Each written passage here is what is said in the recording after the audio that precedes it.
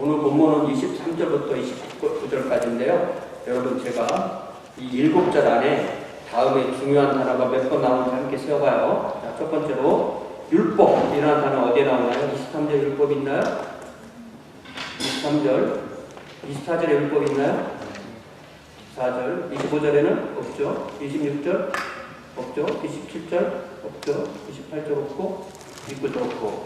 그 다음에 초등교사 23절에 없고 24절에 있죠. 25절에 있죠. 26절에 없고 27절에 없고 28절에 없고 29절에 없고. 자, 그 다음에 믿음이라는 단어가 나오라고 합시다. 믿음에 23절에 몇 번 나와요? 믿음이라는 단어가 2번. 24절에 한 번, 25절에 한 번, 26절에 한 번. 네. 그래서 믿음이라는 단어가 5번 나오는 거예요. 짧은 절에 5번 나와요. 자, 그러면 그리스도나 예수 그리스도를 몇 번 나오나? 23절에 없고 24절에 그리스도 있죠.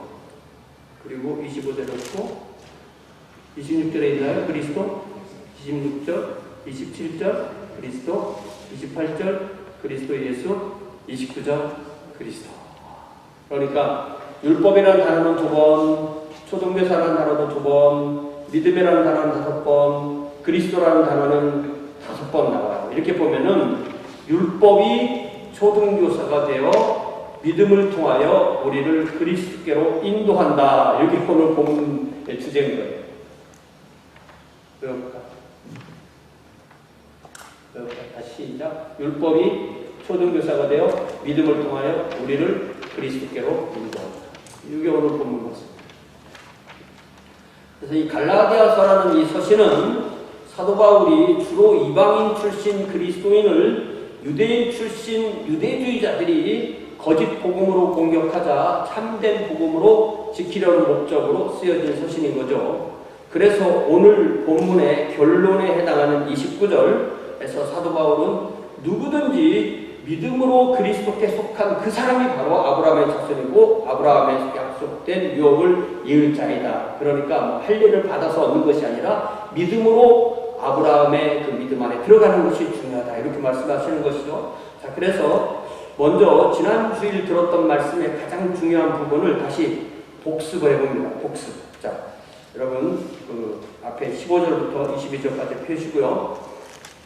지난 주일에 들었던 말씀의 가장 핵심은 하나님께서 아브라함을 부르셔서 2가지 약속을 주시는데 그 2가지 약속의 첫 번째가 창세기 12장 3절에 나오는 말씀, 땅의 모든 족속이 너 아브라함으로 말미암아 복을 얻을 것이다. 그리고 그 다음에 7절에 나오는 말씀은 내가 이 땅을 너의 씨에게 주리라. 그러니까 이 하나님께서 아브라함을 부르셔서 하신 이 약속의 말씀은 무슨 네가 어떻게 하면 내가 이렇게 해주겠다는 조건부가 있지 않은, 조건이 요구되지 않은 하나님의 일방적 약속입니다. 다시 말해서 이 약속은 아브라함의 씨이신 예수 그리스도를 통하여 땅의 모든 족속에게 복을 주시겠다는 하나님의 일방적이고 무조건적인 약속이에요. 그 다음에 이제 모세의 율법과 비교하죠. 아브라함에게 주신 약속은 무조건적인 약속이고 모세인데, 모세는 어떻게 되냐면 아브라함 아들이 이삭 아들이 야곱, 그리고 야곱을 포함해서 75명의 남자가 이집트로 내려가서 430년 동안 살고 나서 시내산으로 모세를 부르셔서 모세를 통해서 그들을 구원하셔서 그들을 시내산 앞으로 200만이나 되는 사람을 딱 데려다 놓고 출애굽기 19장 5절 6절에 보니까 그들을 구원하신 하나님이 나는 너희 하나님이 되고 너희는 나의 백성이 되는 계약을 맺으시는데 이 계약으로 맺은 그 내용이 바로 율법인데 그 율법이 20장의 10계명 그리고 21장, 22장, 23장 이렇게 총 넉 장의 율법을 다 써서 그것을 24장에서 읽으면서 율법의 조건 하에서 너희들이 이 율법을 잘 지키면 내 백성이 된다는 그 조건부로, 그러니까 그 율법을 잘 지키지 않으면 그 백성의 자격을 잃는 거예요. 조건부로 짐승의 희생제사를 가지고 계약을 맺는 이야기. 이 2가지 그러니까 아브라함을 통해서 주신 무조건적인 약속과 모세를 통해서 주신 조건부 계약, 요 두 개를 통해서 사도 바울이 분명히 드러내고 싶어 했던 것은 뭐냐면 2100년경에 아브라함과 그의 시신 그리스도를 통하여 주신 일방적인 약속을 야곱의 후손이 430년 노예 생활을 한 후에 받은 그 무조건적인 율법 가지고 무효화되지 않는다.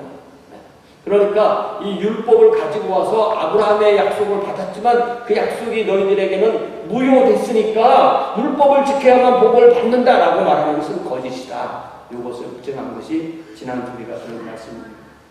그래서 이방인은 유대인이 아닌데 사도 바울의 주요한 가르침은 유대인 그리스도인은 이방인 그리스도인에게 참된 그리스도인이 되는 조건으로 유대인이 먼저 되라고 요구할 수 없다는 것입니다.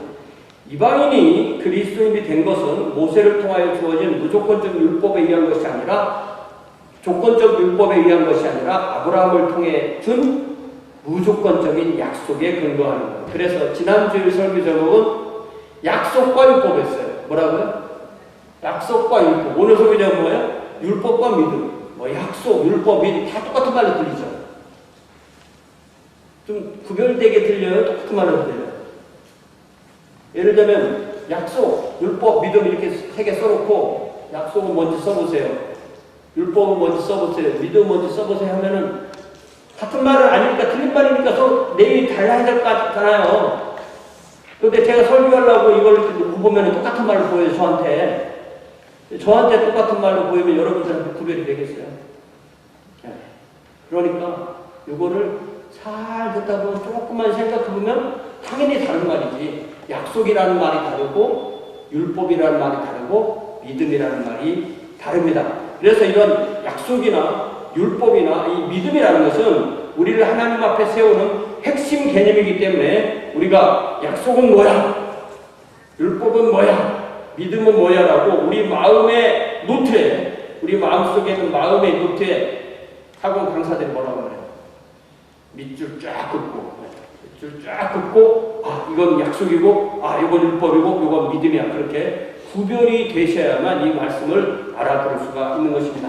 자, 이제 23절을 보세요. 23절을 보니까 믿음이 오기 전에, 그러니까 믿음을 의인화해서 믿음이 왔다. 그러니까 예수 그리스도께서 오셔서 완성하신 복음을 믿는 것을 믿음이라고 했는데 그 믿음이 이제 왔다는 거예요. 믿음이 오기 전에 우리는 율법 아래에 매인바되고 계시될 믿음의 때까지 율법이라는 감옥에 갇혀 있었다. Before this faith come, we were held prisoners by the law. 그러니까 율법이라는 감옥에 갇힌 수인들이 되었다. Locked up until faith should be revealed. 이제 믿음이 왔기 때문에 그 율법에서 풀려날 때가 되었다. 이 얘기를 하는 거예요. 자, 그러니까 믿음이 오기까지 율법 아래에서 감옥 생활을 하고 계시될 믿음의 때까지 기다린 사람들은 1차적으로 유대인이죠. 그러면 이방인은 율법이 없이 살았을까? 율법이 있게 살았을까요? 누가 한번 답해 보실래요? 자, 유대인은 분명히 모세에게 주신 율법 아래서 살았죠. 그리스도를 기다리며. 그럼 이방인들은 율법이 있었을까요? 없었을까요? 여러분, 있었다는 쪽에 손을 들고 싶어요? 없었다는 쪽에 손을 들고 싶어요? 성경적으로 없었다. 또 있었다. 그래서 요 얘기를 한 책이 바로 로마서예요.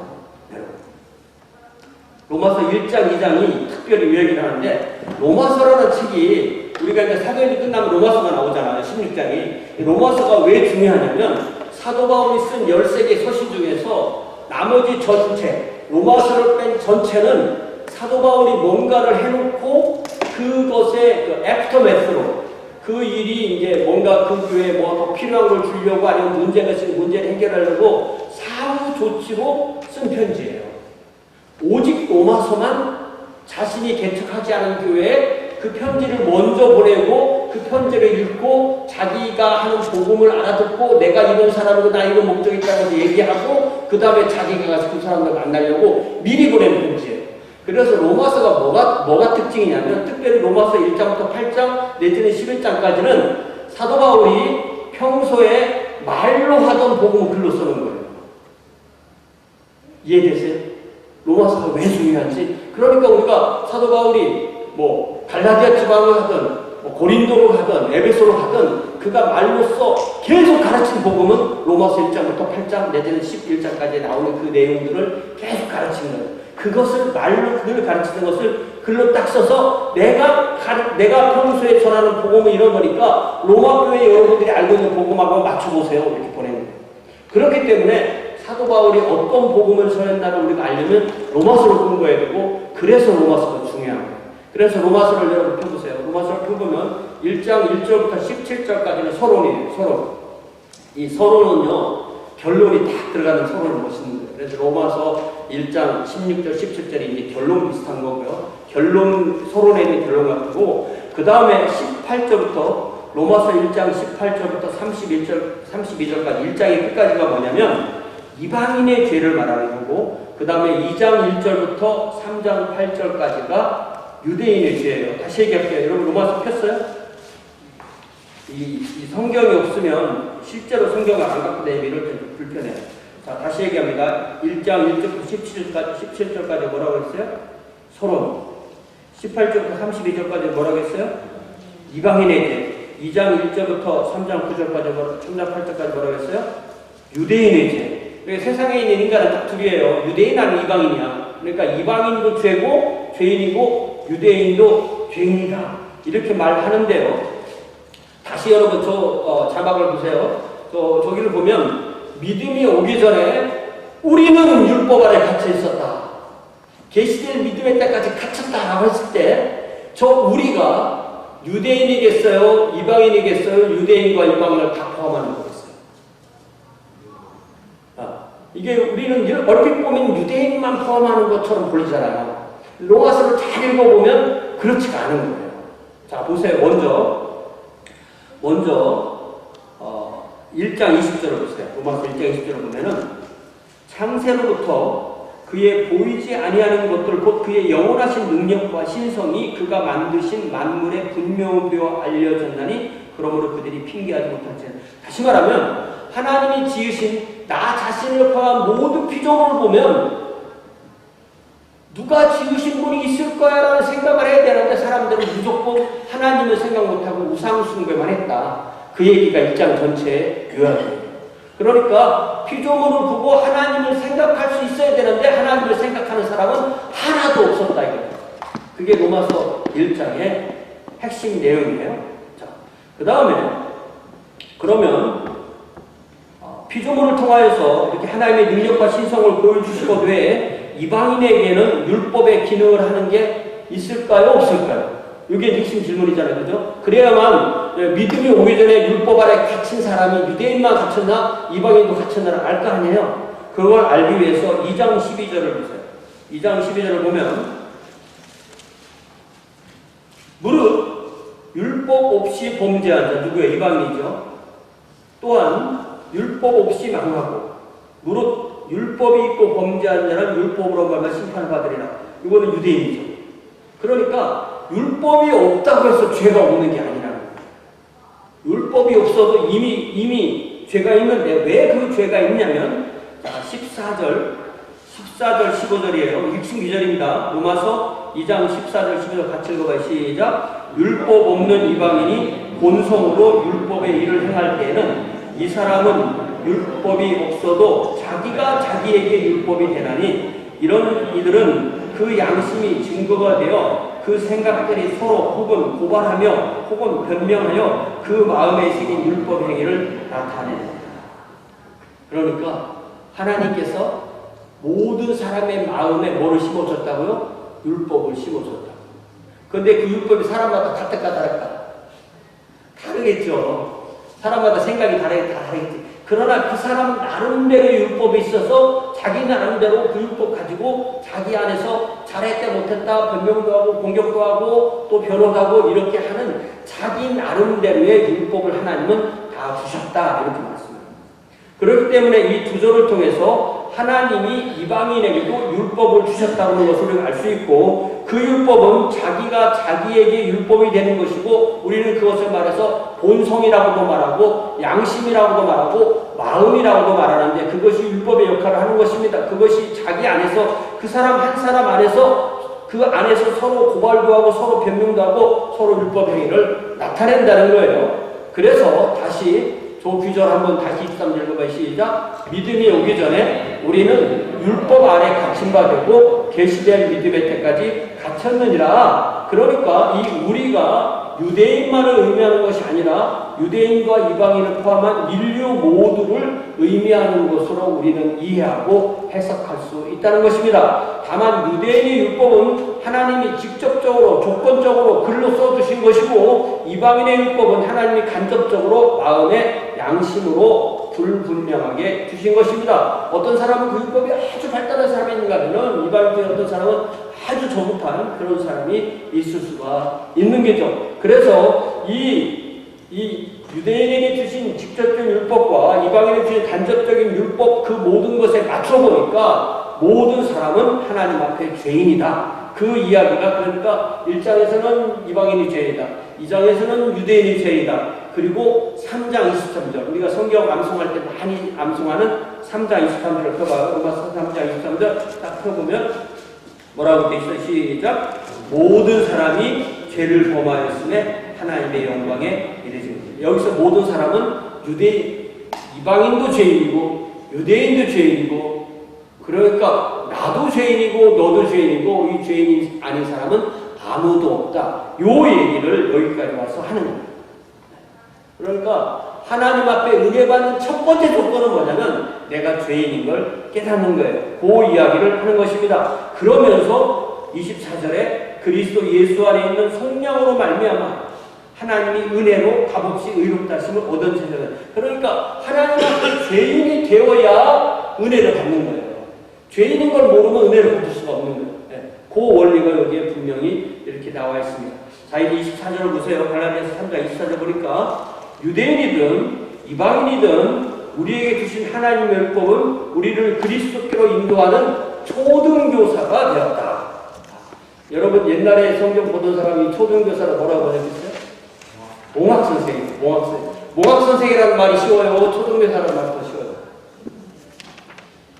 문집사님은 몽학선생이 쉬우세요? 초등교사가 쉬우세요? 몽학선생님. 몽학이 뭐예요? 몽학. 네. 몽학이라는 게 아주 그 어린아이들은 모르잖아요. 어리석잖아요. 그러니까 어린아이들을 가르치는, 그러니까 초등학생들이 옛날 서당에서 천자문 배우러 다니는 공부가 몽학이에요. 그래서 그 천자문 가르치는 선생님이 몽학 선생님이에요. 그러니까 이걸 오늘날 우리로 바꾸면 이게 이제 초등학교에서 가르치는 선생님이에요. 그런데 이 번역이 맞느냐? 이것도 사실 안 맞아요. 왜 안 맞느냐? 그 시대의 문화로 돌아가면은 이 그리스 로마권에서 이 몽학 선생님 뭐 하던 사람은 이 사람들을 파이다 고고스, 저도 잘해야 하는 거죠. 자, 따라해봅시다. 파이다 고고스. 다시 파이다 고고스. 이거 뭔 말이냐면 파이다는 애들이란 말이에요. 고고스는 인도자라는 말이에요. 애들을 인도하는 사람. 근데 이게 학교 선생님이 아니고 그 집안에 있는 노예인데 어떤 노예냐면 그 주인에게 권위를 이양받아서 자녀를 교육하는 노예예요. 그러니까 노예인데 주인의 자녀를 때릴 수 있는 거야. 왜? 말 안 들으면 때려야지. 학교 퍼블릭 스쿨 갈 때는 또 데려다 주고 또 데리고 오고 또 모든 걸 가르치는 거. 언제까지 가르치느냐? 성인이 될 때까지. 그 문화에서 우리가 성인이 되면 16살이다. 그럼 성인이 될 때까지는 누구나 다 누구 밑에 있냐면 자기를 가르치는 전문 노예 선생님 밑에 있는 거예요.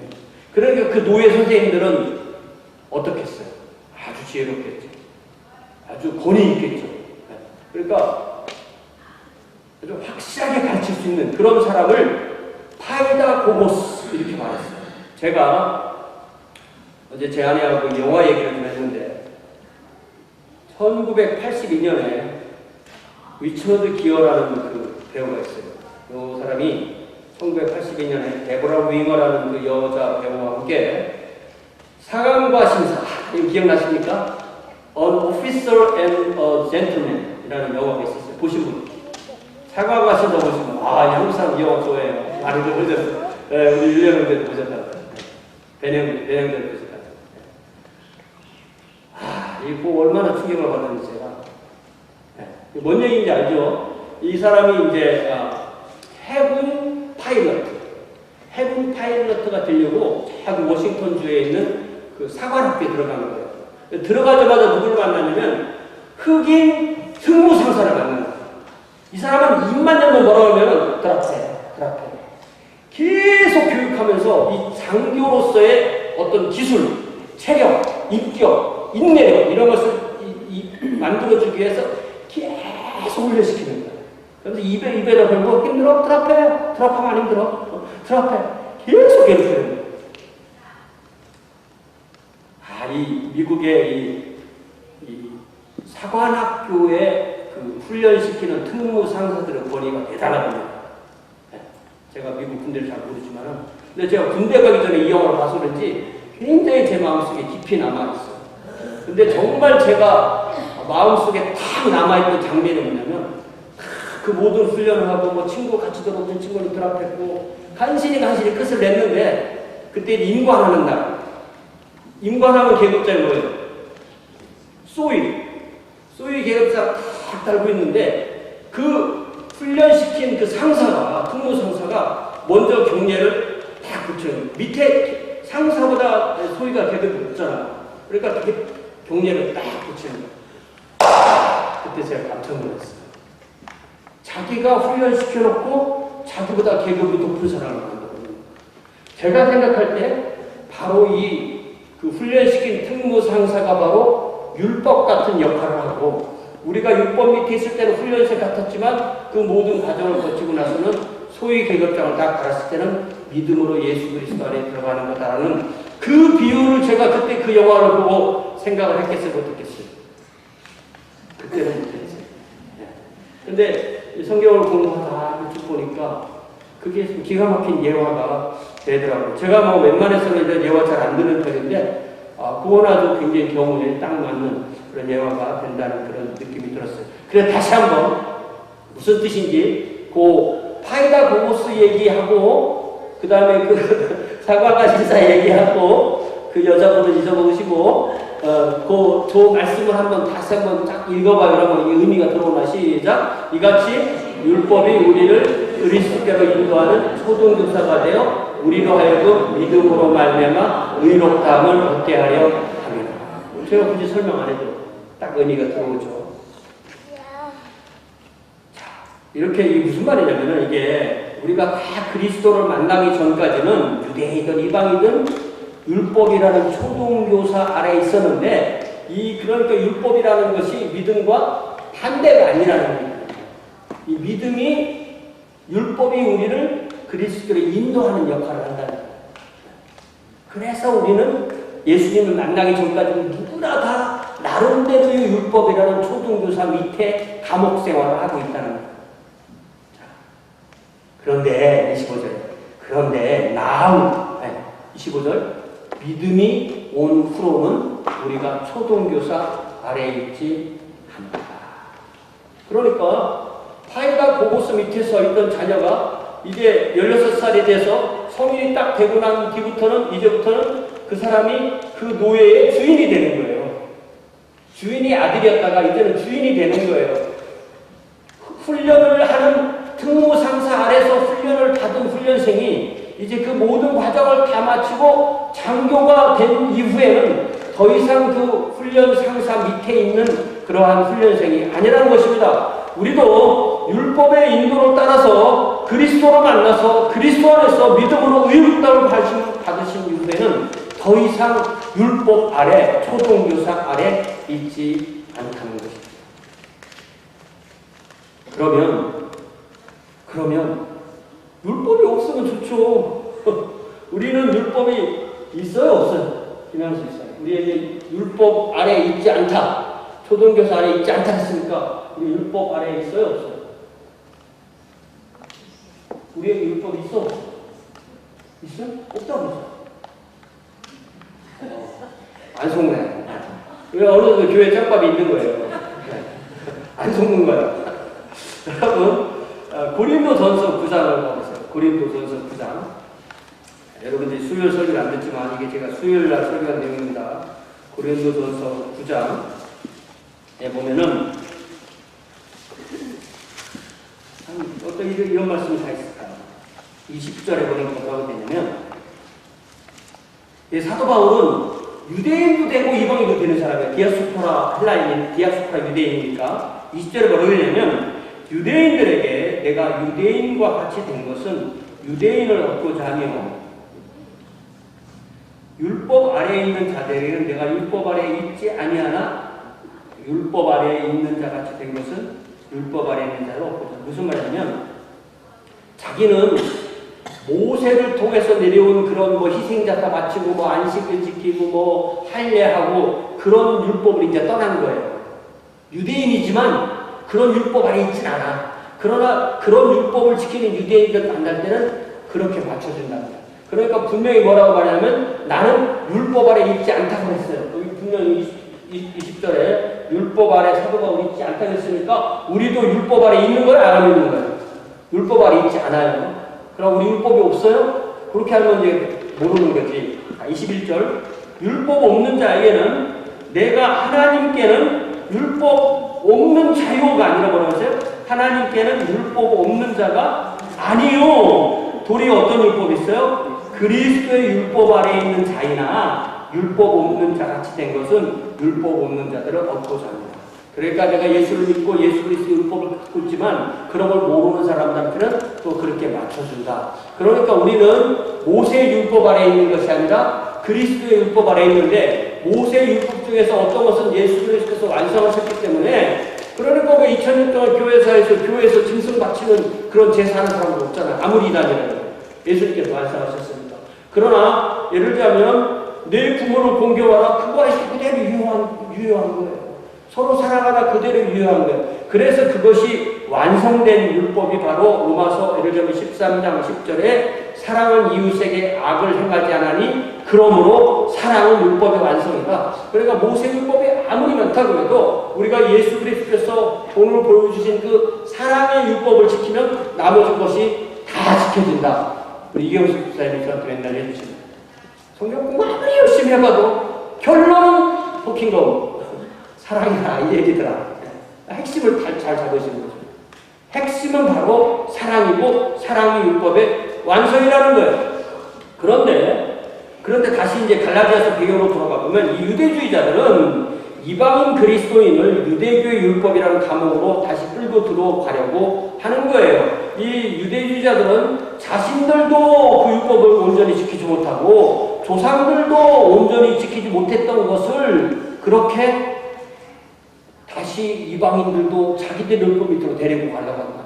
그거는 명백히 잘못된 것이다. 그런데 이게 2000년 전 갈라디아 얘기잖아요. 근데 오늘날도 그런 일이 있어요. 여러분 잘 생각해 보세요. 오늘날도 이런 욕으로 그리스도인의 삶을 참된 자유의 삶이 아니라 감옥 생활처럼 얽매이게 하는 사람들이 있어요. 어떤 사람들은 우리는 뭐 토요일에 예배도 되고 주일날 예배도 그래도 돼요. 근데 이 사람들은 뭐라고 말하면 토요일날 예배 드리는 것은 하나님께 예배 드리는 거고 만약에 주일날 어떻게든 썬데이에서 모여서 예배하는 사람들은 태양을 예배하는 거다. 그러니까 그거는 구원 못 받는 거다. 좀 이상하잖아요. 여기 성경에서 이날도 예배 드릴 수도 이날도 예배 드릴 수도 했잖아요. 그죠? 또 어떤 사람들은 유대인의 절기 수전절이 이제 한우카거든요. 한우카를 교회에서 막 다 같이 한우카 절기를 지키는 거 좀 이상하지 않아요? 왜 우리가 유대교 절기를 왜 지켜요? 좀 이상하죠.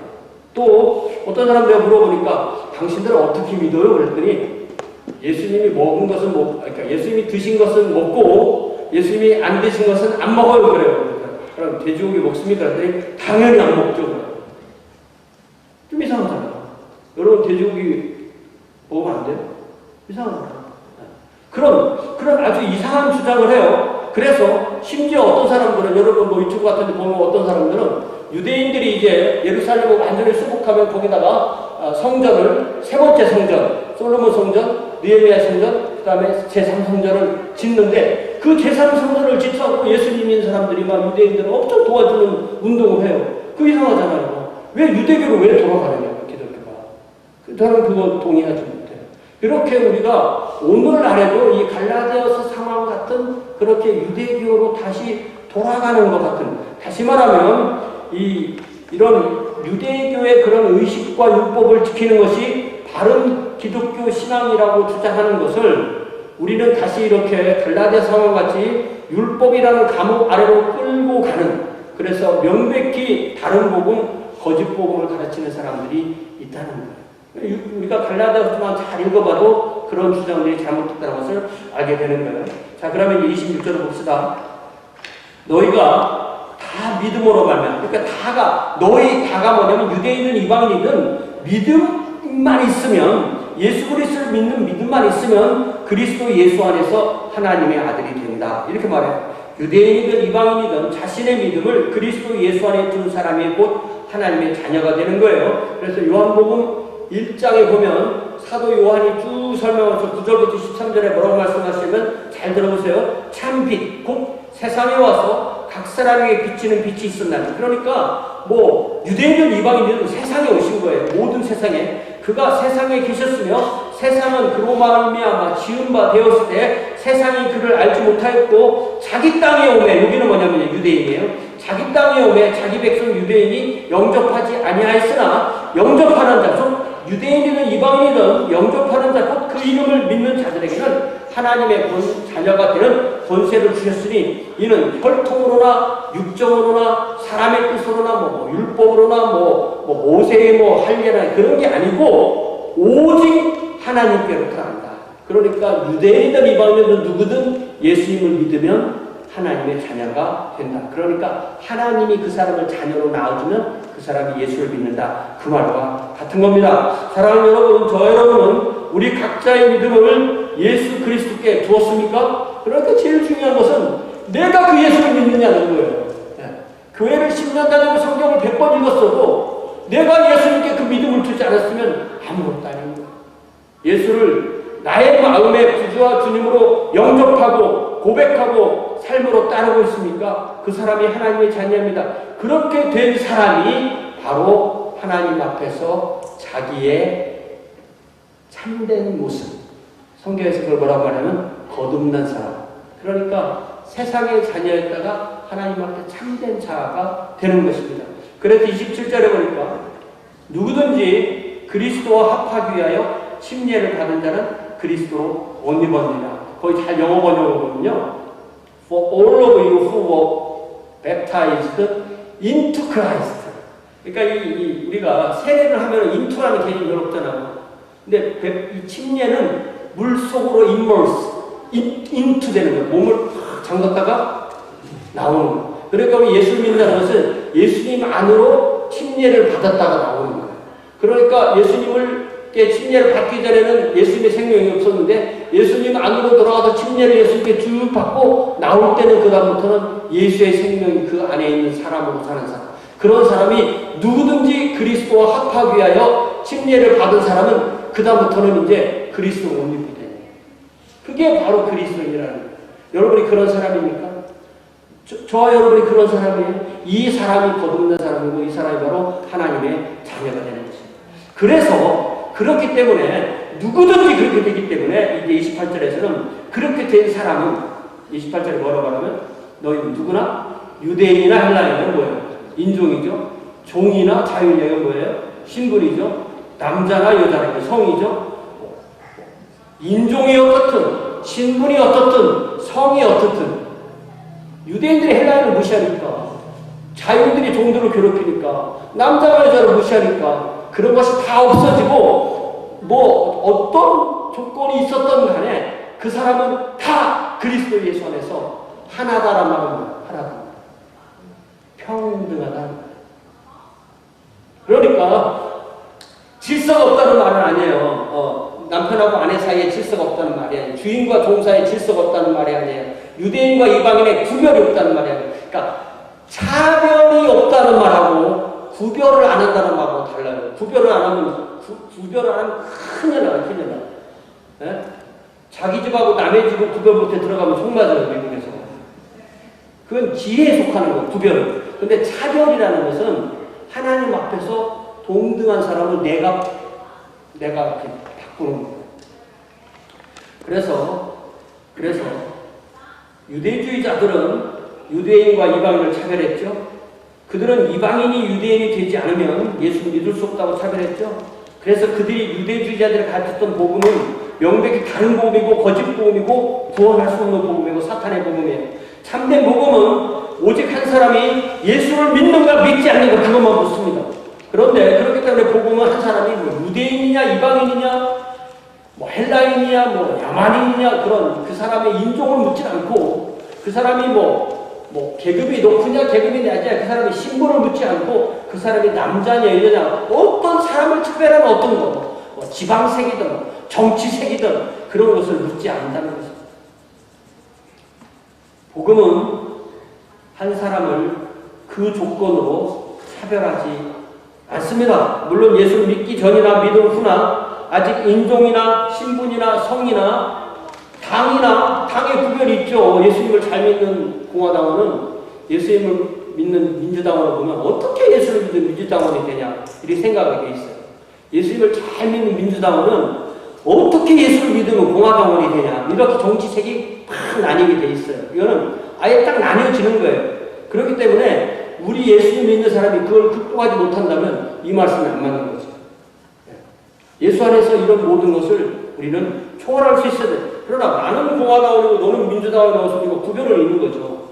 그러나 이것을 우리가 동등하게 차별하지 않는 그것이 있어야 됩니다. 예를 들면 남자와 여자의 구별이 예수 믿고 나면 없어져 있어져요. 이면서 있어요. 예수 믿고 나니까 남자와 여자의 구별이 필요 없어 있어요. 구별. 네? 할 필요 없어. 생각을 해야겠다. 대답을. 남자와 여자의 구별이 필요해 안 필요해? 예수 믿고 나면 안 필요해? 구별. 차별하지 말라는 거죠. 구별을 해야지. 구별을 못하는 걸 뭐냐고 보냐면 남자가 구별을 못하니까 남자를 결혼하고 여자가 구별을 못하니까 여자를 결혼하고 그러는 거예요. 구별이 없어 못해야 된다고 세상이 혼란스러워져. 모든 혼란이 구별을 못하는 것으로 오는 거예요. 그거는 하나님의 창조 원리를 위반하는 죄가 되는 것입니다. 그러나 물론 그런 모든 것이 예수 안에서 사람을 차별하는 조건이 돼서는 안 된다는 거예요. 물론 예수께서 복음을 완성하시고 사도 바울이 갈라디아서 3장 28절 외우세요. 뭐? 갈라디아 3장 28절에서 예수께서 오신 복음으로 예수를 믿는 공동체는 이런 공동체가 된다고 딱 써놓은 게 3장 28절이야. 예수님이 오신 목적인 거예요. 그러면 지난 2000년 동안에 이것이 완전히 이루어진 공동체가 있을까요? 없을까요? 여러분 생각하세요. 여러분의 가정을 생각해, 우리 교회를 생각해. 그러면 있을까 없을까? 완벽하게 이루어진 그런 공동체가 있습니다. 그러면 이런 공동체가 되기로 시작한 공동체는 있을까 없을까? 많겠죠. 그러니까 이것이 이미 시작됐지만 아직 완성은 되지 않았다고 합니다. 하나님의 왕국은 뭐라고요? 이미 시작됐지만 already but not yet 아직 완성되지 않는다. 그러니까 우리 모두는 다 이 갈라디아 3장 28절이 추구하는 그 사회를 바라보고 그 공동체를 바라보고 가는 것입니다. 자, 이제 결론으로 29절 말씀을 봅시다. 자, 29절 같이 읽어봐요. 시작. 너희가 그리스도의 것이면 곧 아브라함의 자손이요 약속대로 유업을 이을 자라. 이제 결론을 이 말을 하는 거예요. 유대주의자들은 이방인 그리스도인에게 유대인이 되라고 자꾸 요구하는 거예요. 그러나 사도 바울은 그러한 요구는 참된 복음을 거짓 복음으로 만드는 것이라고 얘기하는 거죠. 그러면서 오히려 아브라함의 육체적인 자손 유대인도 그리스도 안에 있지 않으면 영적으로는 참 아브라함의 자손이 될 수 없다. 약속대로 그 유업을 받지 못한다. 그러니까 그 사람이 육체적으로 아브라함의 자손이냐 아니냐는 것은 하나도 중요한 게 아니고 어느 누구든 그 사람이 믿음으로 아브라함의 자손이 될 때 아브라함에게 주신 그 약속을 받게 된다. 이 얘기를 하는 거예요. 그런 사람이 바로 아브라함의 참된 영적 자손이고 그럴 때 우리가 자다가 제가 푹 찌르고 조상이 누구야? 조상이 누구야? 다 물어보면 아브라함 할 거였어. 어떤 조상? 영적 조상. 그래야만 내가 믿음의 조상, 아브라함의 그 노래 있잖아요. 그게 바로 우리의 그 영적인 것을 가르치는 그런 우리 어린이들의 찬양이거든요. 그래서 그렇게 될 때 하나님께서 아브라함에 약속하셨던 복, 다시 말하면 이 땅을 너에게 주리라. 이 땅을 너에게 주리라는 하나님의 왕국이 우리 것이 되는 것이고, 그래야 우리가 하나님의 왕국의 백성이 되는 것입니다. 그래야 우리가 아브라함이 참여한 복인 복음의 복에 참여하는 것입니다. 그가 유대인이든 이방인이든 종이든 자유인이든 남자이든 여자이든 그가 누구라도 그 믿음을 예수 안에 둘 때 그런 하나님이 아브라함에게 약속하신 복을 유업으로 받습니다. 저 여러분이 바로 이 복을 받아서 이 복을 누리며 이 복으로 살아내는 것입니다. 이제 우리 집사님 반주해 주실 때 아직 이 복에 들어오지 않은 우리 주변의 사람들에게 이 복 안에서 사는 우리를 드러내어서 그들도 우리처럼 아브라함의 복 안에 거하도록 이 한 주도 살아낼 수 있기 위하여 소원하며 결단하는 기도를 주님 앞에 드립시다. 다 함께 기도합시다.